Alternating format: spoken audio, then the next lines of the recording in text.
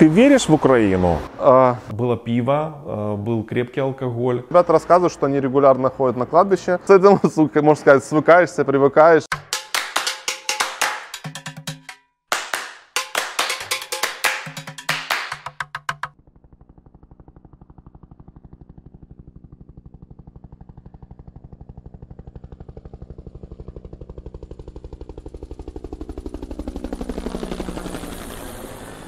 Итак, Чернигов, Сетпульс, Константин Макаров. Добрый день, Константин.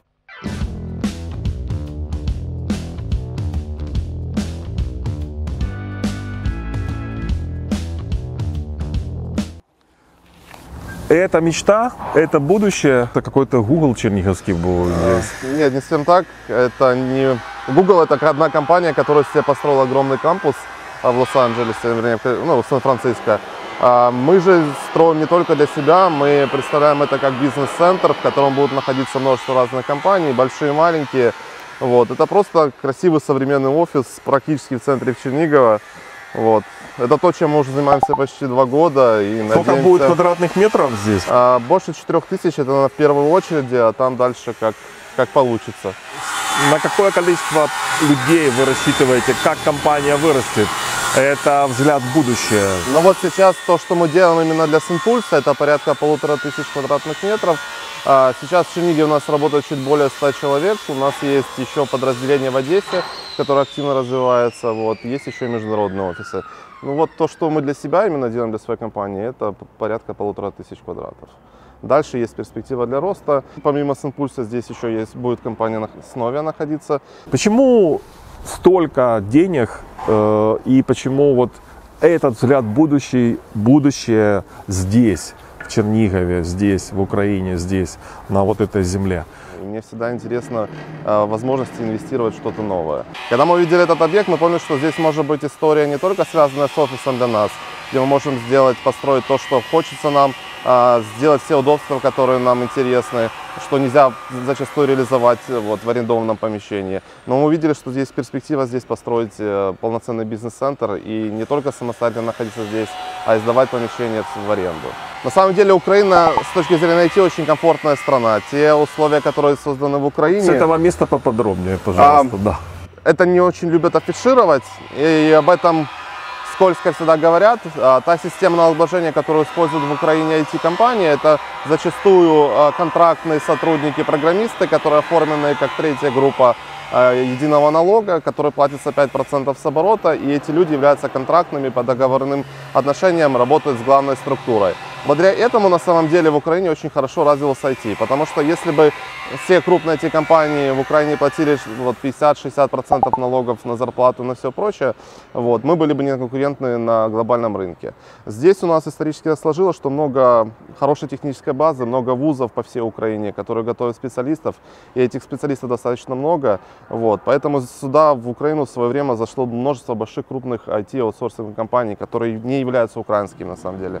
Большинство крупного IT-бизнеса в Украине – это подразделения крупных корпораций международных, у которых есть офисы в Украине, в Беларуси, в Польше и всех других странах, многих других странах. А здесь это подразделения, это R&D-офисы, которые разрабатывают либо как аутсорсеры, кому-то продукты, множество компаний их заказывают, какие-то разработки, либо это, например, Samsung или другие компании, которые просто небольшой R&D-офис. А в Чернигове не так много, к сожалению, продуктовых компаний, которые бы разрабатывали собственный продукт здесь и отсюда его продавали. На самом деле, мне кажется, за этим будущее IT в Украине, к этому надо постепенно прийти. Что такого специфичного нужно, что отличало бы от других офисов, от какого-то стандартного офисного центра, где работают там белые воротнички? На самом деле тут больше специфика о том, что на рынке труда есть большая конкуренция за программистов. Программистов сложно найти, сложно переманить к себе, скажем так, если он где-то работает в другом месте. Поэтому многие эти компании инвестируют в инфраструктуру, там, где люди работают, там, что их окружает, какие дополнительные условия, социальные пакеты и всего прочего предлагают компании сотруднику. Поэтому эта внутренняя конкуренция на рынке труда стимулирует многие эти компании делать что-то необычное, делать очень крутые офисы, делать условия, давать возможность работать нерегламентированно по времени, давать какие-то специальные столы, можно стоя работать, делать спортзалы. Хорошо, что здесь из этого будет? Первое, наверное, такое особенное, но я не считаю, что это важным каким-то преимуществом. У нас будет очень светлый офис, у нас будет в том числе и стеклянная крыша, у нас огромные окна. В офисе будет воздушно, у нас будет крутая система вентиляции и кондиционирования. Вот, просто было, чтобы комфортно находиться. Будут зоны отдыха, есть в планах, должна быть зона и для сна. Будет множество переговорных комнат, где можно будет уединиться, провести либо совещание, либо просто поработать в тишине. А зона для сна для меня, вот как это будет организовано? Это можно будет... Это мини-капсулы, в которые можно будет... Не кушетки какие-то, на которых там, да, а это не хостел, да, это не хостел. Прямо индивидуальная капсула. Да, то есть будет определенная капсула, куда можно будет зайти, лечь, отдохнуть. В общем, мы стимулируем в том, что человеку было максимально комфортно. Если у него есть там какие-то проблемы или переутомление и все остальное, человек может провести больше времени в офисе. На самом деле все эти офисы, которые строятся крутые айтишные, они направлены на том, чтобы сотрудник как можно больше времени проводил в офисе. Хочу отметить, что вот этот весь проект и дизайнерский, с точки зрения проектной документации, это все готовилось черниговскими специалистами. То есть мы умеем это делать, и хватает кадров и в этом направлении в Чернигове. Отлично. Ваш бизнес и ваш сервис – это сервис рассылок. Это маркетинговый инструмент. Конкурентов море. Чем вы хороши? Какие ваши сильные стороны? Ну, наверное, у нас много сторон хороших есть, раз нас выбирают.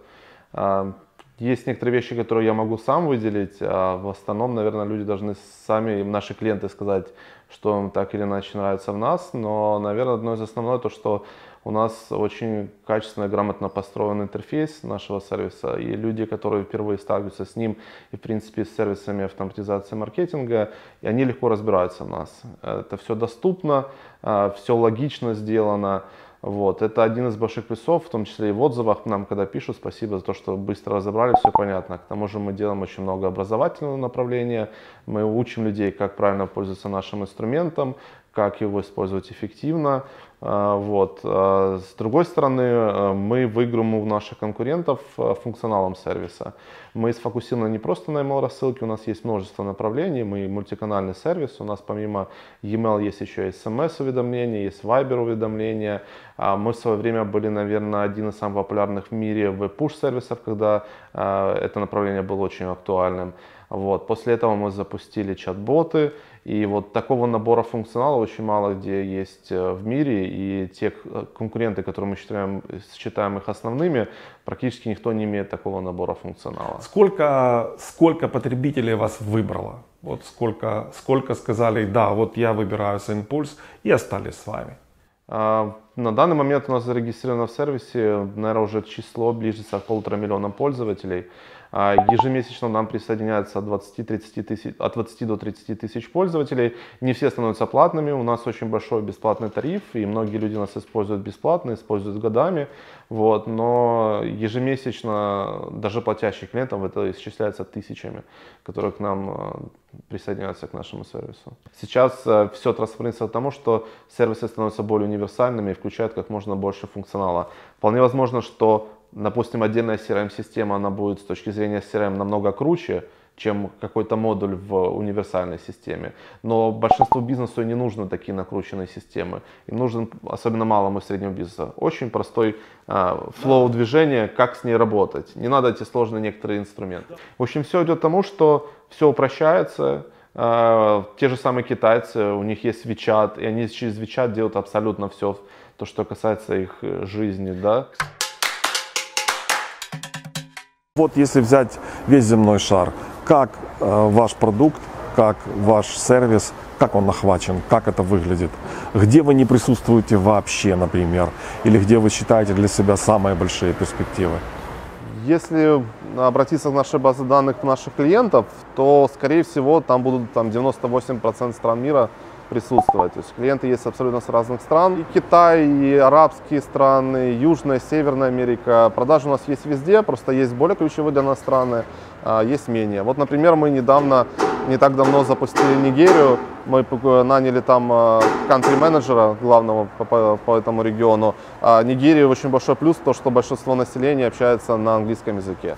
Интересно, вот как в вашей команде реализована возможность коммуницировать? Или это хрестоматийно, классически, что во всем мире бизнес-язык это английский язык. Ну, у нас много языков, которые мы уже локализировали. У нас есть там же офисы, которые нам помогают локализировать продукт дальше, если что-то нам нужно перевести, статью, что-то внутри панели, сервис и так далее. В Чернигове у нас работает американец, который помогает вычитывать нам тексты. То есть у нас работают локальные переводчики на английский, но финальная вычитка для того, чтобы это было все правильно сделано, у нас есть американец. У нас в одесском офисе работает украинка, который хорошо владеет французским. Вот, она занимается линкбилдером. Мы недавно наняли сейлс-менеджера на французский регион, тоже из Одессы. Вот, поэтому у нас такая микс. Где-то у нас есть люди, которые живут локально на этой территории, на которой мы готовим продукт, а где-то мы нанимаем здесь ребят, которые знают этот язык. Константин, ты веришь в Украину? Вот в целом, как в страну, как в нас, как в народ, в будущее Украины? Сложный вопрос. Иногда есть сомнения в этом всем. Ну, эти стены говорят «за», да, что «да». Абсолютно. Я большой патриот страны, я ее очень люблю, и у меня действительно было очень много возможностей уехать, и они сейчас есть, но я этого не делаю.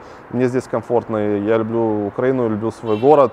Есть, конечно, очень много нюансов в нашей стране, которые хотелось бы исправить, и эти исправления идут очень медленно, десятилетиями. Но, тем не менее, я верю, что здесь есть большие перспективы, и поэтому, вот, да, я тут очень много инвестирую в Украину, в Чернигов, и я верю, что это перспективно. Как вы строите вот эту свою уже маркетинговую политику, ценовую политику с точки зрения такого количества привлечения первого попробуй в бесплатной части вашего сервиса? Как это работает? Вообще вся стратегия, когда мы появились, нам-то всего 5,5 лет, а к этому моменту у нас уже были, наверное, сотни конкурентов, а некоторым уже было и больше 10 лет. Рынок уже был сформировавшийся, и было сложно получить себе имя, особенно когда ты маленький и неизвестный, и никто не знает, насколько ты качественный, какие у тебя есть возможности, надо чем-то заинтересовать. И первая, одна из важных стратегий, которые нам в том числе помогли на раннем этапе развития, то, что мы давали очень много бесплатно, давали намного они больше. Не давали, конкуренты они не давали. Они уже были на рынке. Недальновидные. Возможно, но тут можно очень глубоко копать, потому что есть разные бизнес-модели. Некоторые не дают вообще бесплатно. Есть те, кто дают бесплатно и много, но на очень короткий период, чтобы ты полностью мог попробовать, но у тебя будет всего 2 недели. Кто-то умеренно дает, а мы давали много и надолго. И вот благодаря этому, я думаю, есть доля нашего успеха, потому что люди, которые любят много и бесплатно, их много. И когда они начинают использовать, они понимают, что оно действительно работает, и потом просто рассказывают друг другу, это уже работает сарафанное радио. Это тебе привлекает очень много новых потенциальных пользователей клиентов. А потом со временем, конечно, есть возможность, люди, во-первых, вырастают, они так или иначе, бизнес вырастает, клиентский бизнес, и ему уже недостаточно этого бесплатного, и он рано или поздно значит, становится платным. Либо всегда есть возможность там, при желании эти же платные тарифы, бесплатные тарифы уменьшить.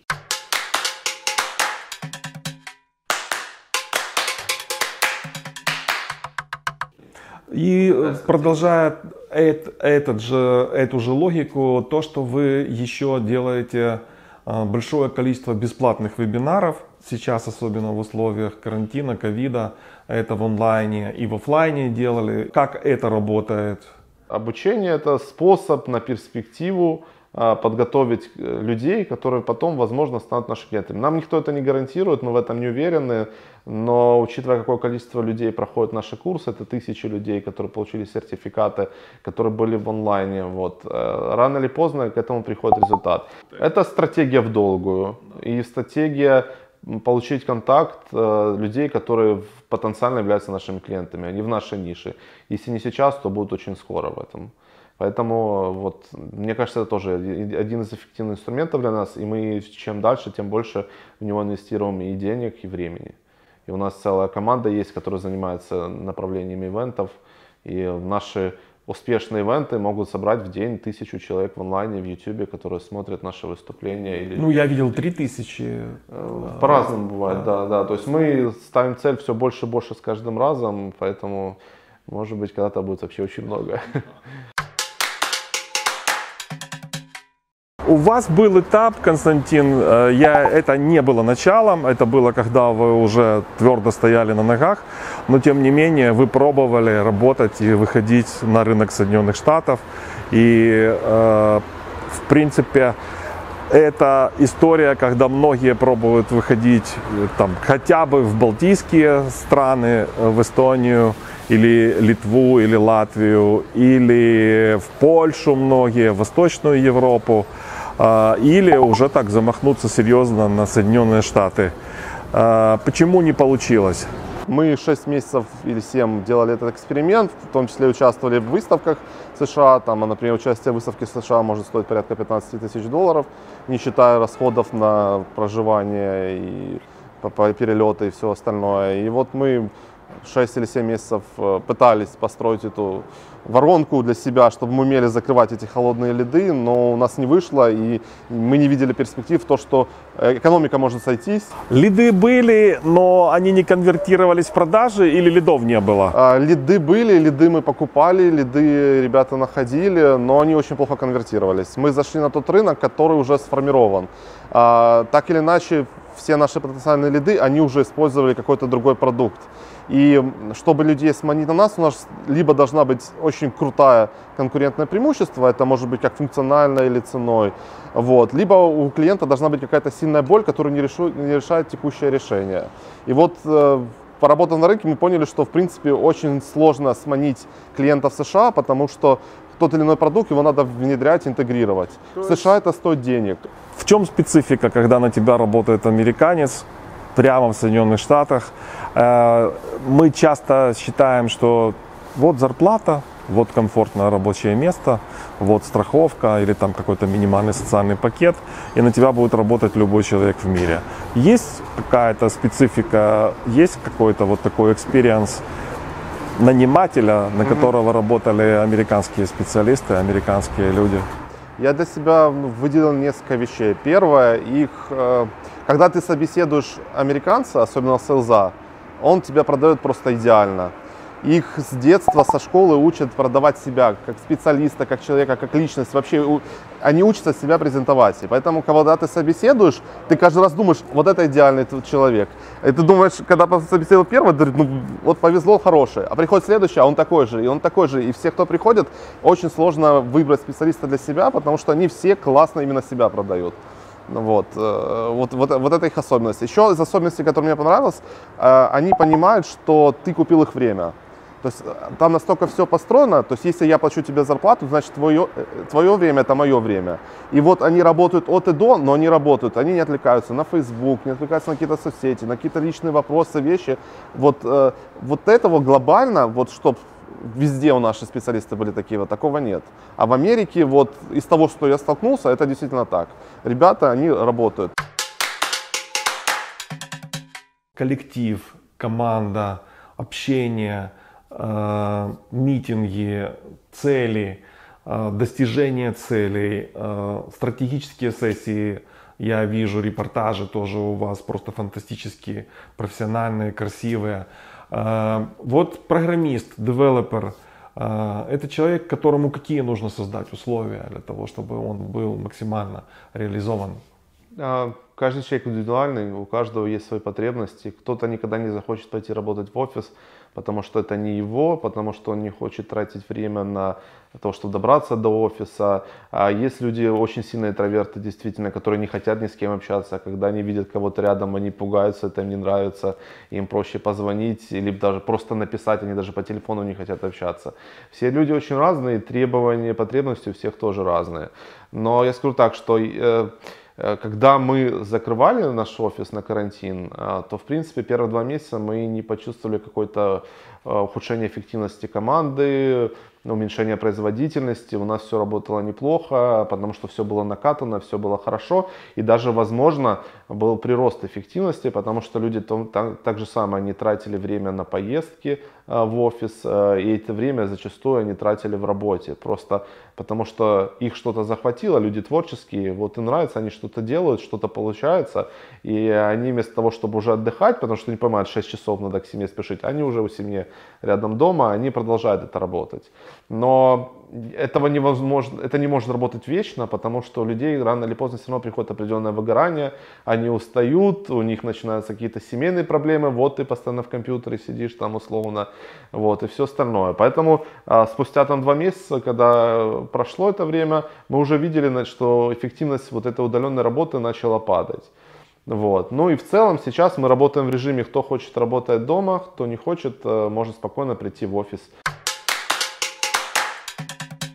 Когда мы покупали этот объект, естественно, мы вот долго задумывались, что нам делать, вот брать его или не брать, потому что соседство с кладбищем, оно вызывает определенные ассоциации, не всегда приятные. Вот. Но в конечном итоге мы все взвесили и все-таки взяли это помещение.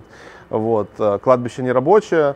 Вот. Летом оно имеет более приятный вид, потому что оно зеленое, зимой немножко чуть хуже это все выглядит, но в целом дискомфорта не приносит. Вот у нас есть ребята, которые у нас уже арендуют часть помещения, они рассказывали о том, что в IT часто делается один на один, поговорить с руководителем раз в месяц, высказать там со стороны сотрудника какие-то свои пожелания, руководитель может дать one-to-one, дать какой-то фидбэк по работе, сказать, что нравится, что где что-то не успеваешь. И вот ребята рассказывают, что они регулярно ходят на кладбище, оно днем открыто, спокойно прогуливаются на свежем воздухе и обсуждают какие-то свои рабочие вопросы, и их абсолютно ничего не смущает. И даже у них есть определенные мемы, там, вот будешь плохо работать, там, и так далее. Поэтому, с этим, можно сказать, свыкаешься, привыкаешь, и потом не видишь никакого минуса в этом. Если мы уже сформулировали загадочную душу, какую-то черту загадочной души обобщенного такого загадочного образа программиста, и мы уже сформулировали, что это творческий человек, а творческому человеку ему такие образы и такие ассоциации и отстройка на какой-то философский лад, это очень хороший образ, очень хорошая территория, которая говорит о бренности жизни, о бренности мира. Компании SendPulse, я увидел, что у вас есть Happy Friday, и вы там на картинке было плов, такой большой казан плова, много такой хорошей насыщенной белковой еды, мясной еды, было пиво, был крепкий алкоголь.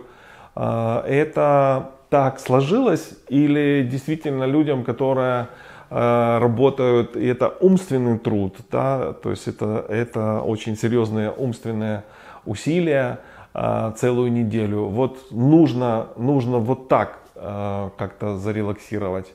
Для меня это была такая картинка, эксклюзивная, наверное. То есть вы это даете команде? Да, но на самом деле предыстория этого всего такая интересная. Я его, на самом деле, этот Happy Friday, почему он так называется Happy Friday, это привез с Америки. Когда я был в Америке, жил в течение 4 месяцев, мы были в программе акселерации, у нас офис был в большом коворкинге, где было много других небольших компаний, команд, которые работали. И сам коворкинг для своих резидентов каждую пятницу устраивал подобный Happy Friday, где были сыры, были закуски, были пиво. И я прочувствовал, насколько это прикольно в конце недели отключиться от работы и просто вот с коллегами, с кем мы работаем рядом, это пообщаться в свободной атмосфере, немножко расслабиться, и было очень всегда весело и интересно. И на таких вечерах даже очень по работе многие вопросы решались, потому что в процессе разговора задеваешь какие-то вещи, и ты просто делишься опытом с коллегами, с других компаний, с тех, кто с тобой работает. Это было очень интересно и прикольно. Поэтому, когда я вернулся в США, я вот нечто подобное, но с украинским менталитетом и подходом реализовал здесь. То есть виски не пугают вас как руководителя, и в принципе команда от этого не пугает, не заходит. Не пугает, когда это не в рабочее время. Да, это уже после окончания рабочей недели. На самом деле человек много потребностей на работе, и в первые, наверное, 50% этой потребности это уровень заработной платы, но есть много других вещей, которые его держат в этой компании. Это возможность стремиться к этой миссии компании, которую интересно достичь, понимание того, что ты работаешь над каким-то большим важным продуктом, который дает что-то этому миру. Вот. Ну и одна из вещей, когда твой коллектив, с которым ты работаешь, когда он становится, по сути, твоими друзьями, с людьми, которые на одной волне с тобой, и вот как раз вот этот внутренний нетворк, внутреннее общение и возможность расслабиться в коллективе, вот оно тоже позволяет это сплочить коллектив. У вас есть партнер Евгений Медведников. Не боитесь работать с партнером? Для себя, наоборот, понял, что я не могу работать без партнеров.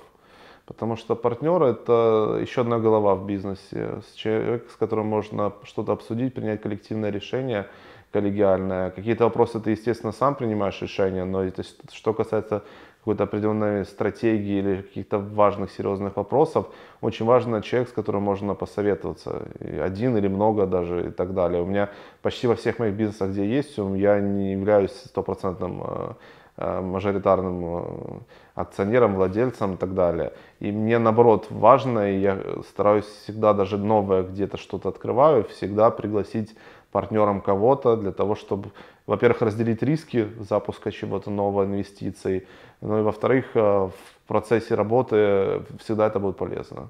Ну вот это мое мнение. Тьфу-тьфу-тьфу, мне никогда в жизни не случалось воевать, разводиться с своим бизнес-партнером. Вот. Надеюсь, это не случится, либо это случится на взаимовыгодных условиях. Вот. Но в целом я предпочитаю работать с партнерами. Windows или Linux?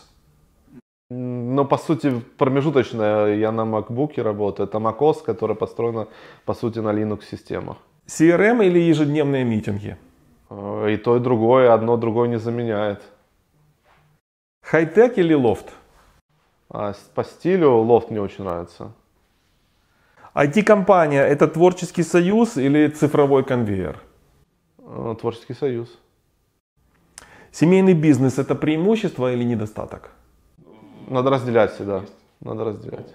ЗОЖ — это истина или... Ну, один из способов жизни. Ну, не способов даже, а взглядов. Программистами рождаются или становятся? Становятся. Блокчейн — это шанс избавиться от коррупции и бюрократии или человечество обречено? Пускай первое будет. Но на самом деле блокчейн не только для этого применим, а есть очень много сфер, где он может быть очень полезен, в том числе и контроль над коррупцией, да, отчасти. Университет или самообразование? Университет и самообразование.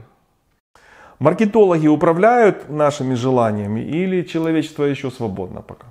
Управляют зачастую во многих вещах, но не везде. Но крупные корпорации очень умело это делают.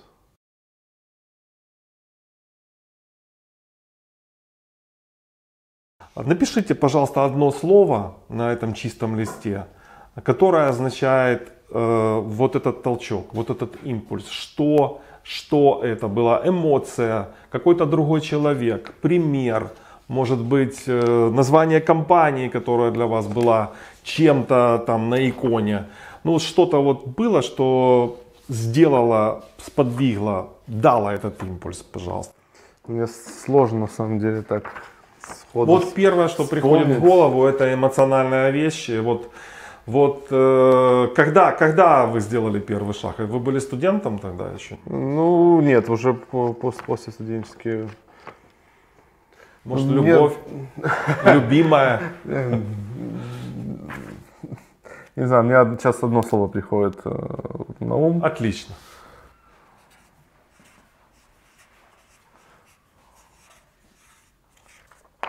И на камеру покажите, пожалуйста, его. Надеюсь, без ошибок написал. Отлично. Спасибо, Константин. Спасибо еще раз за интервью.